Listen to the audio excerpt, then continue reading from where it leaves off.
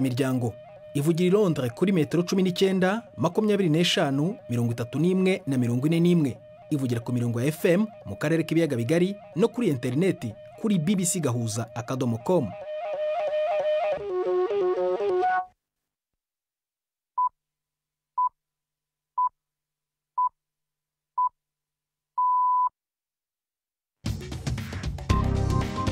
Ubu ni saa 10:30 ku isaha mpuzamahanga ya GMT, ni saa 12:30 ku masaha yo mu Rwanda no mu Burundi. Muri studio muri kumwe na Prudence Ngiyumva. Oteza amatwi BBC Gahuza miryango aho uri hose ku isi, ikaze kuri radio, kuri Facebook live ndetse no ku mirongo migufi ya shortwave. Dore inyigo z'inyenza makuru tubagezaho mu kanya ku itariki ya 14 z'ukwa mbere 2020. Ubwongereza, Ubufaransa n'Ubudage biravuga ko byatangije ku mugaragaro ikirego gishingiye ku bikorwa bya Iran byo kurenga ku masezerano yagiranye n'umuryango mpuzamahanga ku kibazo cy'icurwa ry'ibisasu bya kirimbuzi. Mu Rwanda havugwa izimira ry'umugabo uvugwa ko ayobora ishyaka ritemewe mu gihugu waburiwe irengero mu byumweru 2 bishize. Augustin Niyitegeka bivugwa ko yaraherutse gushinga ishyaka riharanira demokarasi yise National Democratic Party NDP mu mpine. Yabuze gute? Hari kutariki yambaye ariho kuri bonane yaravuye Burundi, yashitse ku mupaka saa 5 z'amanywa, amvugisha saa 5:18 ambwira ko amaje guteresha. Uheretse rero ntago turongera kuvugana, naramuhamagaye ndamubura. Ubutegetsi mu Rwanda se burabivugaho iki? Dosiye yarafunguwe, iperereza ryaratangiye. Ibyo twamugira inama akazegera urwego rw'igihugu rw'ubugenzacyaha akababaza ibibazo yaba yibaza. Murumva impande zombi mu kanya. Kenya irateganya gushyiraho umusoro wa 16% ku bicuruzwa byose bikomoka ku mata biturutse hanze y'umuryango w'ibihugu bya Afurika y'Uburasirazuba, ni mu rwego rwo kurengera abahinzi n'aborozi ngo bakandamijwe n'ibiciro biri hasi cyane ku masoko. Ni kuwa kabiri ntibibagirwe ikinamico runana muri ibi biganiro bihuwe na Jacques Niyitegeka.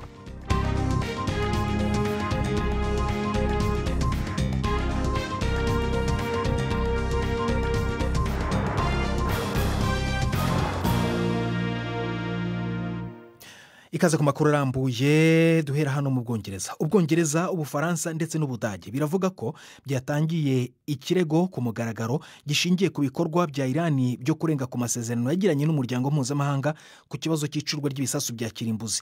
Ibi bihugu bitatu byavuze ko byizera ko aya masezerano azabungwabungwa binyuze mu rwego rukemura impaka. Nibinanirana ariko ibihugu by'Uburayi bishobora kongera gufatira Iran ibihano. Bimaze igihe bishaka kurinda aya masezerano kuva Perezida Trump yayavanamo Amerika mu mwaka wa 2018. Kubera iyo mpamvu Iran yatangiye kurenga kuri zimwe mu ngingo zari zikubiye muri ayo masezerano, byiyongeraho noneho n'amakimbirane hagati y'ibihugu byombi. Abategetsi ba Iran batanze impuruza ko ibihugu by'Uburayi ngo nibyiha gukoresha nkana uru rwego rw'impaka ngo bizabona ingaruka. Hagati aho ariko ku nshuro ya mbere Iran yataye muri yombi abantu bafitanye isano n'iraswa ry'indege yo muri Ukraine yari itwaye abagenzi mu cyumweru gishize. Guverinoma yavuze ko abantu benshi bafunzwe ariko nta bindi bisobanuro yatanze. Iyi ndege yahanuwe ku makosa yo kwibeshya nyuma y'uko Iran yohereje ibisasu bya misile ndengamigabane ku birindiro bya Leta Zunze Ubumwe za Amerika biri muri Iraq. Perezida wa Iran Hassan Rouhani yavuze ko umuntu wese ufitanye isano n'iraswa ry'iyi ndege mu cyo yise amasezerano atababarirwa ngo agomba guhanwa. Yavuze ko isi biteza amaso. Abahanga muri siyansi baravuga ko inkongi y'umuriro muri Australia ari ikimenyetso cyerekana ko uburyo isi izabamo mu gihe ibipimo by'ubushyuhe bukomeje kuzamuka bizaba bigoranye. Muri iki kinyejana turimo, urwego rushinzwe iteganyagihe mu Bwongereza rwakoze isesengura riyobowe na mwarimu cyangwa Professor Richard Bates mu bushakashatsi bwerekana isano hagati y'inkongi n'ihindagurika ry'ikirere. Professor Nelly Abram ni umuhanga mu bumenyi bw'ihindagurika ry'ikirere muri kaminuza ya Australian National University mu murwa mukuru wa Australia, Canberra. Avuga ko ibipimo by'ubushyuhe ku isi nibikomeza kuzamuka ku kigero cya degere 3 ziteganywa bishobora gutera ingaruka zikomeye kurusha ndetse n'iziterwa n'ubushyuhe buterwa n'inkongi. Tega amatwi. Ibyo tubona ubu ngubu mu bice bimwe na bimwe bisobanurwa nk'ibintu bishya ariko bisanzwe. Cyakora icyo tugomba kwibuka nuko turi mu nzira inyerera. Rero ku bipimo bya degere 3 uyu wagombye kuba umwaka usanzwe, ariko imyaka izakomeza kugenda. Bitugaragariza rero ko tugomba kubyitaho niba dushaka kugabanya ingaruka mu bihe bizaza. Ubwo rero icyo dukeneye gukora ni ugutangira gufata ingamba zihutirwa zo kugabanya ibyuka bihumanya, bityo tukirinda ko ibipimo by'ubushyuhe byazamuka mu bihe bizaza. Professor Nerly Abraham, umuhanga mu bumenyi bw'ihindagurika ry'ikirere kuri kaminuza ya Australian National University i Canberra. Muri Sudani haravugwa imirwano nako y'imbunda yabereye mu murwa mukuru Khartoum hagati y'igisirikare ndetse n'abagize urwego rukuru rw'iperereza. Ni urwego rwari rukomeye cyane kandi rutinyitse ku butegetsi bwa Perezida Omar al-Bashir, ariko nyuma yo kubuhirikwaho kubera imyigaragambyo mu mwaka ushize wa 2019, uburemere bwarwo bwaragabanutse cyane kubera ko urwego rw'umutekano rwose ruri kuvugururwa. Impamvu yateye uku guhangana ndetse no kurasana ntiyasobanutse neza, ariko bisa n'uko yaturutse ku kutumvikana gushingiye ku mperekeza y'abakozi. Abanyamakuru baravuga ko imvururu zihuje abagize inzego z'umutekano muri Sudani ari inkeke zikomeye ku ituze ry'igihugu.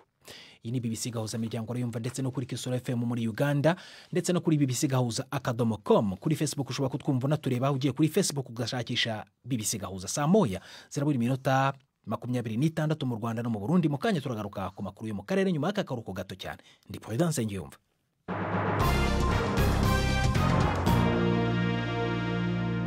Tuhere mu Rwanda havugwa izimira ry'umuyobozi w'ishyaka ritemewe mu gihugu waburiwe irengero mu byumweru 2 bishize by'uyu mwaka. Augustin Niyitegeka bivugwa ko ngo yari umucuruzi unaherutse gushinga ishyaka riharanira demokarasi yise National Democratic Party NDP mu mpine. Umugore we Emeline Ishimwe yatubwiye ko ngo yazimiye mu mwaka mu ntangiriro z'uyu mwaka, ariko umupaka w'u Rwanda n'u Burundi amaze kwinjira mu Rwanda. Yavuze ko yajyanye ikibazo mu nzego z'iperereza mu Rwanda, ariko ko na n'ubu ngo adaheruka kumubona kuva ku itariki ya mbere z'ukwezi kwa mbere.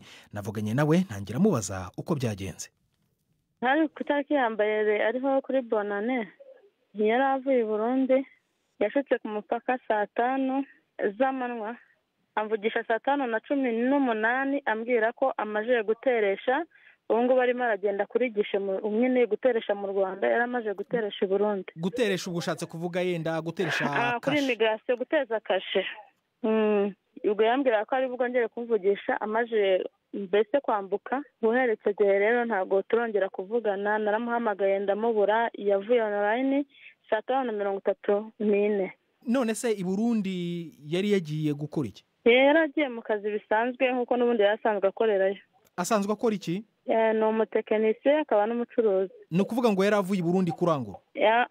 Yaravuye i Burundi aje mu minsi mikuru nyine ngo dutangire umwaka mushya turi kumwe. Yarasanzwe mu Burundi? Yego. Umaze kumubura gutyo waba warabajije inzego z'umutekano cyangwa inzego zindi z'ubutegetsi uko bimeze? Yego narabajije. Nagiye kuri immigration barambwira ngo ngomba kudepoza, ubwo ngo mpita ko njya kuri RIB nandika ibaruwa, ntandikira umuyobozi mukuru wa RIB nkubwira ikibazo cyanjye yuko bamfasha gushakisha umugabo wanjye yaburiye irengero. Bagusubiza iki? Nanditse ari ku itariki 2, ubwo baguma bampa randevu maje kugera nk'inshuro zigera muri 5. Ejo niho nagiyeyo, bwa nyuma bambwiye ko bampereza igisubizo kivuye kuri immigration. Wari umunsi wa 3 ntegereje igisubizo kivuye kuri immigration, bambwira ko basanze kuri immigration badahari. Uheruka kuvugana n'ubuyobozi bwa RIB ejo? Yego. Utekereza ko yazimiye kubera iki? Oya, ibintu byo kubura Kenyege si ubwa mbere bibaye, kuko hari umunsi nanone yari yabuze, ariko ho nyuma yaho haciyeho ijoro rimwe nibwo namenye amakuru ko afungiye kuri station ya polisi Remera, kuko icyo gihe bari babafashe bavuga ngo bakoze inama itemewe n'amategeko. Inama y'iki? Afite ishyaka ryo bayoboye. Ugatekereza ko se yazize ibikorwa bya politike by'ishyaka? Byashoboka, mu byo ntekereza nabyo birimo. Nta bantu yenda yarafitanye nabo ibibazo cyangwa se ibintu by'ubujura cyangwa? Oya. None wowe ubwo ngubwo urimo urakora iki muri iki gihe rero? Ubwo urumva, ubwo nimaze ibyumweru 2 ntegereje, ubwo ni iminsi 13 ntegereje igisubizo. Ubwo kugeza na n'ubu ngubu nta gisubizo kizima ndabona. Nasabye ko bambwira ko yaba yarajabutse mu Rwanda, ntago mparamo igisubizo kugeza na n'ubu ngubu. Emeline Ishimwe umugore wa Augustin Niyitegeka waburiwe irengero mu Rwanda. Nyuma yo kuvugana nawe twashatse kumenya icyo inzego z'iperereza zivuga kuri iki kibazo. Mpamagara umuvugizi w'urwego rw'igihugu rw'ubugenzacyaha Marie Michel Umuhoza, natangiye mubaza niba koko ayo makuru bayazi. Yashyikirije ikirego urwego rw'igihugu rw'ubugenzacyaha ku itariki ya 2 z'uku kwezi uyu mwaka. Dosiye yarafunguwe, iperereza ryaratangiye. None muri iryo perereza aravuga ko ngo nta makuru, nta gisubizo gifatika mwari mwamuha. Ibyo twamugira inama akazegera urwego rw'igihugu rw'ubugenzacyaha akababaza ibibazo yaba yibaza. Ibibazo yibaza ngo yagiye ku rwego rushinzwe abinjira n'abasohoka, bamubwira ko agomba kuza mu rwego rwanyu, namwe mumubwira ko nta bisubizo mufite. None we ameze nk'uri mu cyeragati. Urumva ayo ni amarangamutima ye, ni n'ibyo avuga nta comment twabikoraho, ariko amategeko afite uko ateganya ikurikirana nawe akagira ibyo amwemerera. Ibyo amwemerera rero yabibaza neza mu rwego rw'igihugu rw'ubugenzacyaha, ntabwo twabibwira public kuko ibikorerwa mu iperereza bikorwa mu ibanga, niko amategeko biteganya. Iperereza se riracyakomeje cyangwa ryararangiye? Ntabwo rirarangira, riracyakorwa. Ni ukuvuga ashobora gutegereza ko mushobora kumuha amakuru ku ibura ry'umugabo we? Ibyo ntabwo twabimuhitiramo, ariko iperereza riracyakorwa. We hari abashobora kumva uburyo avuga umugabo we yabuzemo, nimba koko ari bwo bakumva ko bitangaje, kuko ngo aheruka kuvugana nawe ari ku murongo ku biro byabishinzwe abinjira n'abasohoka ku mupaka. Ntabwo ayo makuru tuyazi, ariko niba ari nayo ubwo yarayatanze mu rwego rw'ubugenzacyaha ruzayakoraho iperereza rumenye niba ari ukuri cyangwa atari ukuri. Ariko nta byaha yari asanzwe akurikiranwaho bindi? Ibyo byose bizagaragazwa n'iperereza niba bihari cyangwa bidahari. Haba hari igihe runaka yenda mushobora kuvuga muti iperereza rishobora kuba ryarangiye cyangwa nta gihe runaka gihari? Iperereza riterwa n'uko ikibazo kimeze, hari ibibazo byihuta, hari n'ibitinda. Kuvuga igihe ntabwo biskorohera. None nk'ubu niba arimo abumva, mwamugira inama y'uko yakora iki? Twamugira inama y'uko yakorana n'urwego rw'igihugu rw'ubugenzacyaha ku bibazo byose yaba yifuza, kuko ni ubufatanye. Iyo ufite ikibazo hari aho wakigejeje barimo bagikurikirana, numva ari bo bari mu mwanya mwiza wo kugusubiza ibibazo waba urimo wibaza. Ibyo byose nk'umuntu wabuze umugabo we, koko nimba yaramubuze akabashize icyo gihe cyose, birumvikana ko afite akababaro. Ni ukumwihanganisha, ubundi tugakorana, akadufasha natwe tukamufasha, tukareba ko hari icyo byatanga ku kibazo afite. Marie Michel Umuhoza ni umuvugizi w'urwego rw'igihugu rw'ubugenzacyaha mu Rwanda. Umuyobozi wahoze ari Papa Benedict yasabye ko izina rye rikurwa mu gitabo cyandikanywe n'umukaridinali ugendera ku matwara akaye yo gutsimbarara ko abapadiri batarongora. Bimwe mu bikubiye mu gitabo cyasohotse mu cyumweru gishize byatumye abantu bavuga ko Benedict ari kwivanga mu bitekerezo bya Papa Francis byo kuba yakwemerera bumwe mu buryo bwo kwemera ko abagabo bafite abagore bajya mu gipadiri. Karidinali Robert Sarah yahakanye yivuye inyuma ibisa n'ibivuga ko yashutse Benedict akaba yaramushyize izina rye mu gitabo. Muri Kenya, iki gihugu kirateganya gushyiraho umusoro wa 16% ku bicuruzwa byose bikomoka ku mata biturutse hanze y'umuryango w'ibihugu bya Afurika y'Uburasirazuba. Ni icyemezo gifashwe mu rwego rwo kurengera abahinzi n'aborozi muri aka karere bazahajwe n'ibiciro biri hasi cyane ku masoko. Inkuru ya Peter Mwangangi murumva mu ijwi rya Victoria Wonkunda. Gushyira mu bikorwa iki cyemezo bishobora kugora cyane kubera ko amata n'ibiyakomokaho byinshi byinjira muri Kenya bituruka mu bihugu bituranye nayo bisanzwe bifitanye amasezerano yo kutakana amahoro ku bicuruzwa. Igihe Perezida Uhuru yatangazaga icyo cyemezo mu ijambo yagejeje ku baturage b'igihugu cye uyu munsi, yanahinduye abagize leta harimo no kwirukana Minisitiri w'Ubuhinzi. Muri iryo jambo kandi Perezida Kenyatta yiyemeje kongera amafaranga yinjira mu mufuka w'umuhinzi. Yanemereye kandi miliyoni 10 z'amadolari ikigo cy'igihugu gitunganya amata n'ibiyakomokaho cyitwa KCC. Ayo mafaranga akazaba azakoreshwa mu kugura amata arenze urugero, azumishwa akagirwa ifu. Ayo mafaranga kandi azakoreshwa mu kongera ubushobozi bw'icyo kigo mu nganda zacyo 2 ziri hanze y'umurwa mukuru Nairobi. Iyo nkuru itugejeje ku isaha y'ikinamico urunana, umwanya no wawe.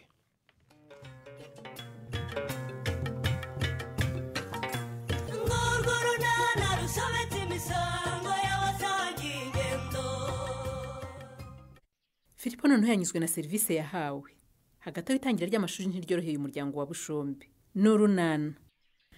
Ariko muragira ngo mbabwize iki kere? None se turagira ngo tubigenze dute mama? ngiye rwose sinshobora gusubira imbere ya mwarimu ntafite ibikoresho noneho mwarimu sinamukira. abarimu banyu nabo umenya bazi ko abantu bose ari abaherwe ye. urabarenganya ariko mama ni inshingano zabo kwigisha abantu bafite ibikoresho byuzuye. ariko ubundi mama mwatubyaye mubishaka ubundi. ye urumva ibintu mbaza koko ba? ari mukuru ariko kuko abandi bana baje kwiga bafite ibikoresho by'ishuri. ikindi twarakubonye ejo bari no turangije uzizirika ahangaha ku gitenge. mpamvu imbere vuba se none ahangaha naramaze. turakuva imbere se tugiye ko tudashobora kujya ku ishuri tudafite ibikoresho byuzuye koko mama. sinahinguka imbere ya mwarimu rwose ntafite ikaramu y'ubururu n'iy'umutuku n'amakayi yo kwandikamo. mama ntitubasabye imyenda y'ishuri mishya nubwo twimukiye mu wundi mwaka tuzihangana twigana ishaje ariko mutubonera amakayi amakaramu n'udukweto dore nk'izi za Obama zaracitse. amafaranga yanjye nyafitiye gahunda sinshobora kuyajyana mu bikoresho by'ishuri kandi so yaragurishije gitari ye ntageze n'urutoboye muri uru rugo. mugende mumubwire ibyo bibazo byose mufite. Kanywa ibyo numvise uvuga nibyo niko ibyo uzabisubiramo. ndabeshye se ngo ntubeshye niko gitari rwose narayigurishije ariko murabizi Kidiyo na Stefano bari bari bunkuremo iyo kotsa banze amafaranga yabo namburiwe mu mujyi. ibyo nimubizi se? ndabizi narayabishyuye rwose yose sinasigana n'urutobuye none nyoko aratangiye kunteranya namwe ubuse. ndabizi rwose bazaga hano kukwishyura. rwose Kanywa niba ufite amafaranga rwose gurira abana ibikoresho by'ishuri. navuye he? Erega nanjye sinicaye rwose ndagenda hose rwose nshakisha akazi kanini nkabona rwose nzabashimisha rwose. amafaranga aratari afite papa ahambiriye hariya ku gitenge. umva mbese ntimukandebuzwe rwose umva ni impamo y'Imana nizeye kubona akazi bidatinze kandi rwose nzabanezeza rwose mwibagirwa umubabaro rwose. Kanywa sibyo se? ni ukuri rwose gurira abana bacu ibikoresho by'ishuri bajye kwiga. mwaze mwakoze rwose nyamuneka rwose. niki se kandi sheri garuka wicara ugomba kurya agapande k'ipapayi iri cungu ukarirya ryose iki kinyomoro ukakirya ukarya n'imineke ibiri. mana we ubwo uzi ko amasaha yagiye ariko firi reka tugende tudakererwa. nibishoboka yewe urabirya. ni ukuri nari maze kunywa igikoma rwose numva indi. n'imbuto rero ugomba kuzirya. namenye akamaro k'indyo yuzuye ku mugore utwite de. ngomba gukora uko ushoboye kugira ngo umugore wanjye utwite n'umwana atwite bagire ubuzima bwiza. none nawe ngo iki? aha sheri rwose abaganga n'abajyanama b'ubuzima barakunteje. umva ngahakira umuneke nawe ugutonoreye humura mbere yo kuzitegura rwose nakarabye n'intoki n'amazi meza n'isabune ntugire ikibazo. ndabizi ko amabwiriza y'abaganga yose uyubahiriza ni ukurura umugabo mwiza sheri. ariko rero akira dusangire. murakoze rwose humura turasangira nyine nka se w'umwana. sheri naraye nibagiye kukubwira nabonye ko ahantu hatandukanye pe. gute? ni ukuri hari abantu bamaze gucengerwa no gutanga serivisi inoze no kwakira abaje babagana neza pe bakabakirana yombi.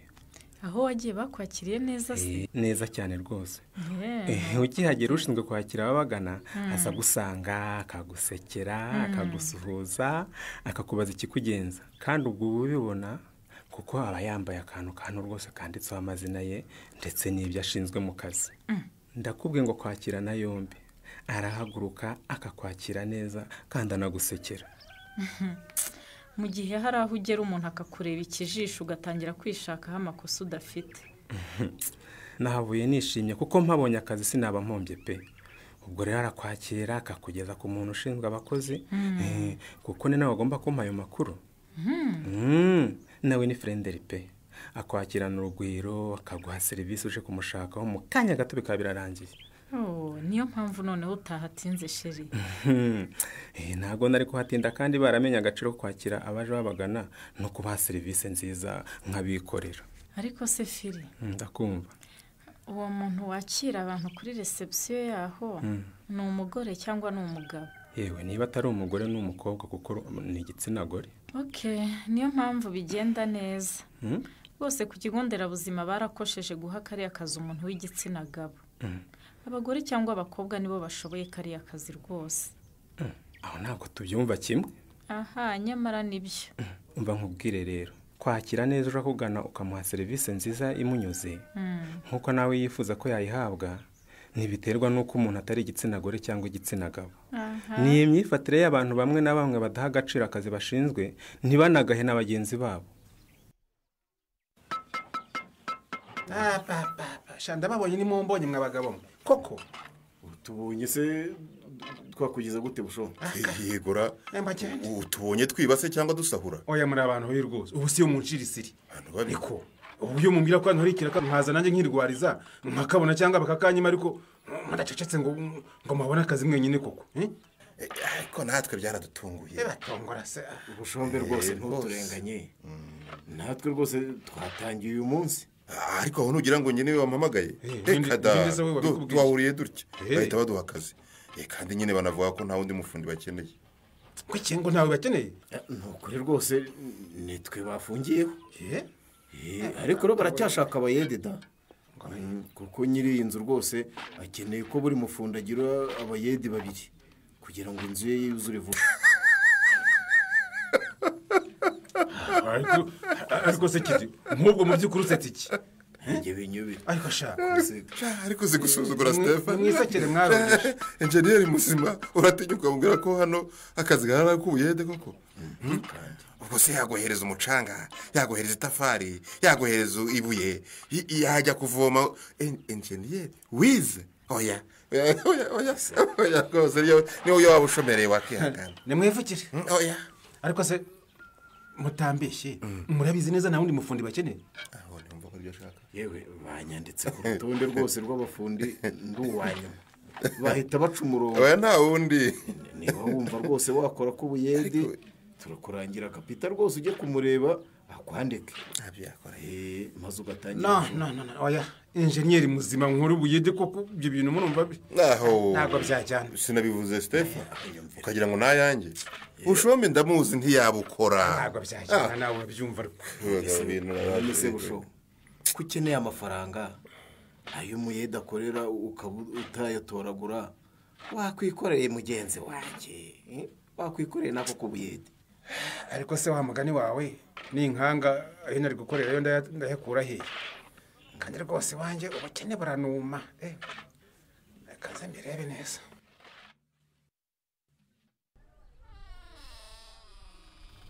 Ubwo nta soni ufite mute? Yesu we ni ryari Beni? Tekereza ariko nta n'isoni ngo ni ryari Beni? Ni ryari se nyine kubizi? Ubu biriya biryo koko wapfubije turabirya. Ngiye nanga ko mukabya. Ubu si byambaye wowe n'ibyakubaho koko Beni. Nirambitse gato rwose agatotsi karanyiwe kandi rwose ntabwo nabigambiriye. Nkugire inama wahinduka. Kandi Beni wowe na Fesane nanga ko nakiza mu mbonamo. Ako mute ni ryari urakoze ikiza koko tukakita ikibi? Ibyo nagakoze byose se ko mubisubiza inyuma kuko muhora mu nshinege. Aho urakabije cyane mute?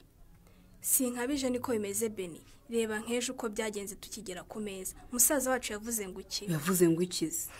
Nahise atangira kunshinja ko nwite kandi nawe ukamushyigikira nkaho muri mwari wayineye. Haha wikitwaza ibyo rwose mute kuko ibyo twakubwiye ejo nta naho bihuriye n'amakosa nkubwiye wakoze uyu munsi. Ntugire ngo nibyambabaje rero Beni kubona mutanyizera koko. Ariko nanjye reka nkubaze mute nka musaza wacu koko n'ikihe yaheraho yizera ko amagambo bamubwiye atariyo? Hoya nsubiza wihigima mute. Ninde watashye bwije ari kumwe n'abahungu ni muteze? Ninde bafatiye muri smart classroom areba filime z'urukozasoni n'umusore ni muteze? Ubwo se urumva ko kweri kubuzwa n'iki gukeka ko ibyo bakuvuga hari byo? Mujye muvuga ibyo mushaka, icyo nzi nuko muzategereza iyo nda mukayibura.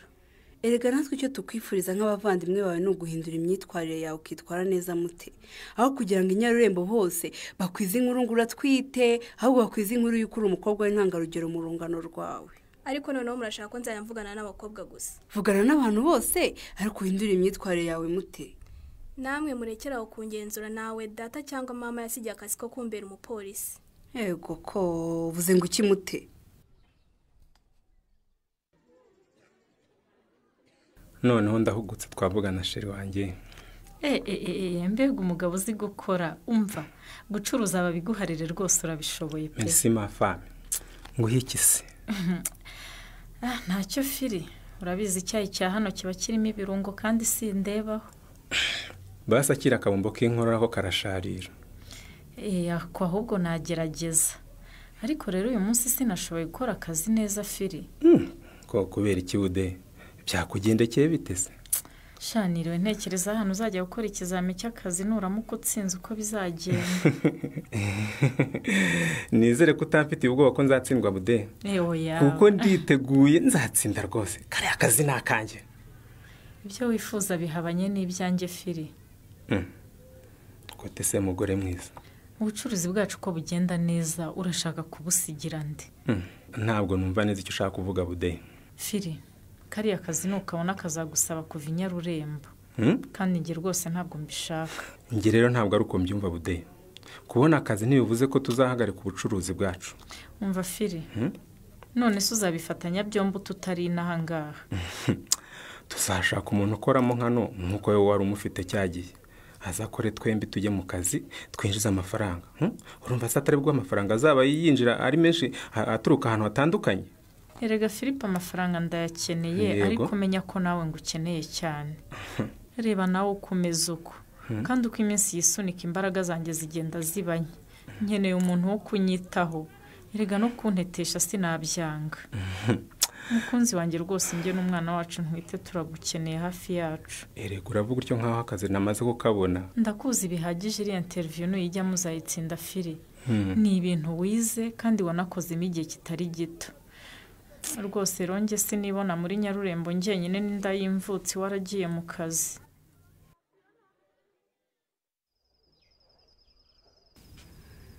Ariko ubundi byanditse kuri iri cupa wabisomye neza mute? Urabimbariza iki se? Hako mute wabaye uti? Umuntu arakubaza ukamusubirisha ikibazo? Nuko matwi ibibazo kenshi Beni. Mute nukuri aya mavuta ntuzongere kuyisiga pe. Ariko genda mutesi wararushye. Ubanza mugiye kujya munanegeka amabara y'imyenda nambara di. Kukugira inama nibibi koko mute. Aya mavuta tukuza uruhu kandi ubwo ugiye no kuvuga yuko utazi ko yarwangiza. Cyangwa watangiye kungirisha yuko ngiye kugusigara yo wirabura wenyine. Yego mana mute nukuri uriyangiriza uruhu kandi wari ufite umubiri mwiza karemano Imana yakuremeye. Wowe ntabwo ubibona kwihindura bifitemo ihe nyungu ko kuretse kwiyangiza. Beni jya mvana w'ubuturage bwawe rwose. Njya kugura no mavuta nashaka gusa neza kandi rwose ndabona nangiye kubigeraho. Mwana wa mama wanyumviye ko kukareka kwiyangiza koko. Uziko produit chimique ziri muri aya mavuta zitukuza uruhu zinarwangiza kandi bishobora no gukuviramo indwara. Ku ma TV mabona abakobwa benshi bitukuje kandi ntacyo babaye Beni. Izo ndwara zanditse wundi kuri rino cupa. Ubwo surumva bazandikaho koko icyo nzi nuko kwitukuza byangiza uruhu kandi bishobora no kugutera indwara ndetse harimo na kanseri. Kanseri ariko ye uza abantu bangaye barwaye kanseri yo kubera kwitukuza Beni. Usibye ibihuha bawumvisha hano hanze hose. Aha ni inama nakugiraga mute. Warekera kwiyangiza rwose. Beni sinjya nkubuza gukora ibyo ukunda nanjye nukambuze gukora ibyo nkunda. Uruhu n'urwanjye ndutukuje ntarutukuje ntibikureba. Muri make nkureke wiyahure. Umva Beni ndambiwe inama zanyu zitanyubaka. Ndambiwe ukuntu mumfata nk'umwana kandi ngiye narakuze. We noneho tujye tubona ukora ibi bitukwihorere. Izi mpaka za Benita na Mutesi wowe urazivugaho iki? Naho mu kiganiro Urunana cy'ubutaha. Ikinamico Urunana mwitegurirwa n'umuryango Urunana Development Communication mukayikurikira kuri radio BBC kuwa 2 no kuwa 4 saa 12:45 z'umugoroba. Ikinamico Urunana kandi mwayikurikira kuri YouTube. Kuyigeraho andika ijambo Ikinamico Urunana official maze utange n'ibitekerezo. Uramutse ufite ikibazo cyangwa igitekerezo kandi wifuza kutugezaho watwohereza ubutumwa bugufi bwanditse kuri telefone igendanwa 0783181064. Mushobora kandi kunyuza ubutumwa kuri page yacu ya Facebook. Kuyigeraho no kwandika ijambo Urunana. Dusubikiye ikiganiro Urunana cy'uyu munsi naho butaha.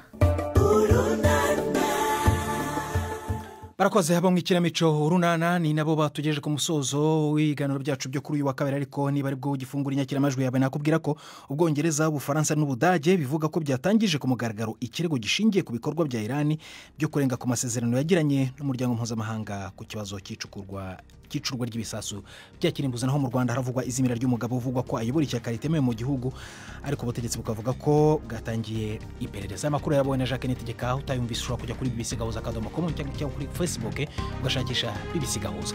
Yarabawe na Jacques Nitegeka. Jay Megani yadufashije kubanga bw'ibyuma agenda Prudence Njumva wakoze guhitamo BBC Gahuza. Imiryango urarahajya.